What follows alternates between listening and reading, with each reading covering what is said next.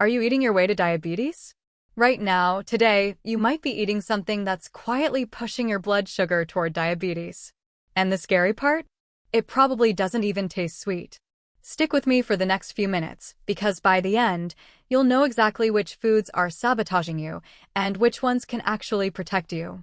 Here's something most people don't realize: diabetes doesn't start the day you get diagnosed. It starts years earlier, one meal at a time. And three of the biggest culprits are sitting in almost every kitchen in the world. Type 2 diabetes develops when your body becomes resistant to insulin or can't produce enough of it, causing blood sugar to stay chronically high. Diet is one of the biggest levers you control. Number 1 on the danger list? It's not sugar. It's something you probably eat every single day without thinking twice. Refined carbohydrates, white bread, white rice, pastries, most breakfast cereals, break down into glucose almost instantly, causing sharp blood sugar spikes followed by crashes. Over time, repeated spikes wear down your body's insulin response. But here's the twist: the drink in your fridge might be worse than the donut on your counter. Sugary drinks like soda, sweetened iced tea, energy drinks, and even healthy fruit juices hit your bloodstream fast because there's no fiber to slow them down. Studies have linked regular sugary drink consumption to a significantly higher risk of type 2 diabetes. Before we continue, if you're new here, let me introduce myself. I'm Dr. Sara Michelle. I break down health and nutrition science so you can make informed decisions about your own well-being, covering everything from heart health and diabetes to brain health and longevity. If that sounds useful to you, hit subscribe and join the community. Let's move to our topic. Now here's the one that fools almost everyone, including people who think they're eating healthy. Fruit juice and dried fruit are stripped of fiber and concentrated in sugar. A single glass of orange juice can contain as much sugar as a candy bar, minus the fullness a whole orange gives you. And this next one might genuinely shock you, because it's marketed as a health food. Flavored yogurts and low-fat snacks often replace fat with added sugar to keep the taste appealing.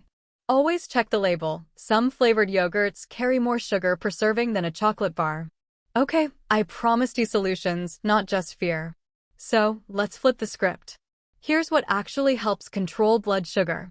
Fiber-rich vegetables like broccoli, spinach, and leafy greens slow glucose absorption and improve insulin sensitivity. This next food has been studied for decades, and the results keep saying the same thing. Legumes, beans, lentils, chickpeas are high in fiber and protein, producing a much slower, gentler rise in blood sugar compared to refined carbs and helping you stay full longer. Here's a food most people avoid because they think it's too fatty, but that fear might be costing you. Nuts and seeds like almonds, walnuts, chia, and flax bring healthy fats and fiber that slow digestion, blunting blood sugar spikes when eaten alongside carbs. A handful before a carb-heavy meal can measurably reduce the glucose spike that follows. And this one surprises people every time. It's not exotic, it's not expensive, and it's probably in your spice rack right now. Cinnamon and vinegar. Some research suggests both may modestly improve insulin sensitivity when included regularly in meals. They're not a cure, but they're an easy, low-risk addition. Now here's a mistake even health-conscious people make, and it has nothing to do with what you eat. Meal order and timing matter. Eating vegetables and protein before carbs rather than after has been shown in some studies to reduce the blood sugar spike from the same meal. Skipping meals and then overeating later can also trigger bigger spikes.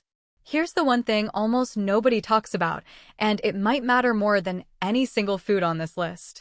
Swapping white rice for brown rice or white bread for whole grain keeps the fiber intact, meaning slower digestion and a steadier blood sugar curve.